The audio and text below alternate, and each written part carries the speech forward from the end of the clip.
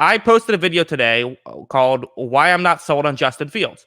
I watched his tape, and I see plenty of mistakes. I know you're a pretty big Justin Fields guy, so I'll give you the floor a bit and say, well, I'll start this off. Uh, I think Zach Wilson is closer to Trevor Lawrence than Justin Fields is to Zach Wilson. I think that there is my concern with Fields is Fields feels so much like Carson Wentz to me. And once I made that comparison, I couldn't not see him as Carson Wentz. The throwing while getting sacked, up in the air. He plays hero ball. He threw the ball away like 3 times last year. And part of that is Ohio State. You don't have to throw the ball away. So he can be fixed. He is much more of a project, though, and I'd rather go with the sure thing than Zach Wilson.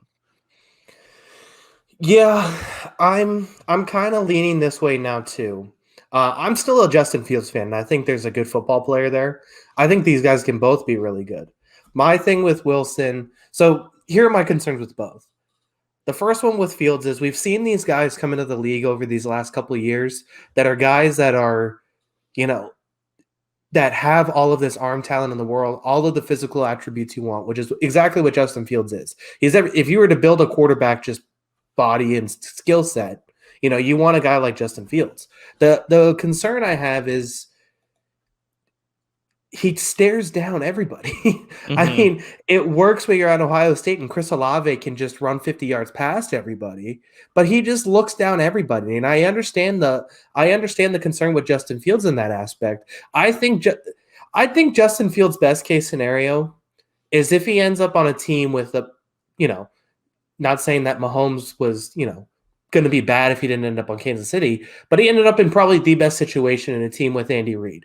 I think, honestly, the team I want Justin Fields to go to is the Atlanta Falcons, because with Arthur Smith there, I think that's a scenario where he can go in and be really successful and slowly ease into the game, because he's not going to make a bunch of complex reads in that offense. We've seen it with Ryan Tannehill that it's not, you can have a quarterback be successful just running play action and hitting guys over the middle of the field. It's a simple offense. It's a simpler offense to run as a quarterback. So that's kind of the situation I want to be in. If I'm the Jets, I completely understand taking Zach Wilson, because Zach Wilson is a guy who's probably a more polished player right now, can improvise and probably do more with a little bit of less. And, he has the arm talent to be a special player no matter who's around him, it seems like. And that is something that I think can go a long way. So I think Fields needs more of a system around him where Wilson can be a big play player for a bad team.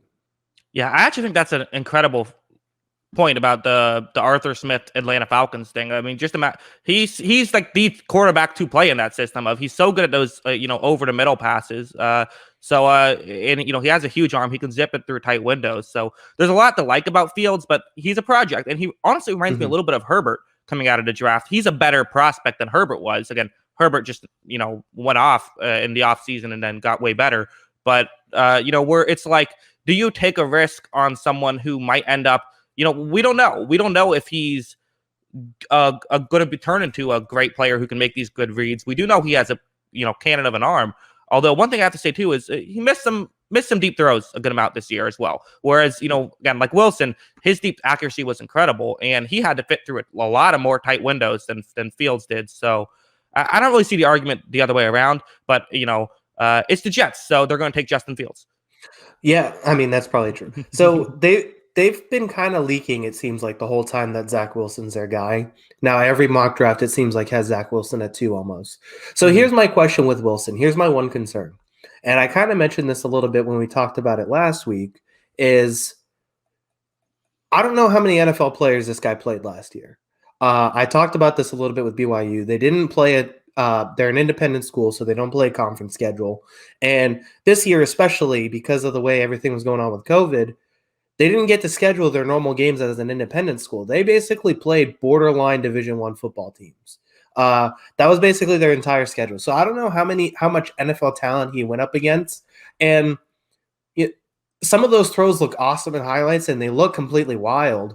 But are those throws going to work against NFL teams? That's my question for Zach Wilson, and that's probably my one concern. Because you look at his previous 2 years, it didn't look like a number 2 overall pick in the NFL draft. Where this year, with a team that's way, playing mediocre teams, he looked a lot better, because I think, the concern could be it's a lot worse teams around him. Well, I'll fight back on that point a little bit because he was also playing with BYU players. It's not like he was, his situation was worse than Justin Fields' situation.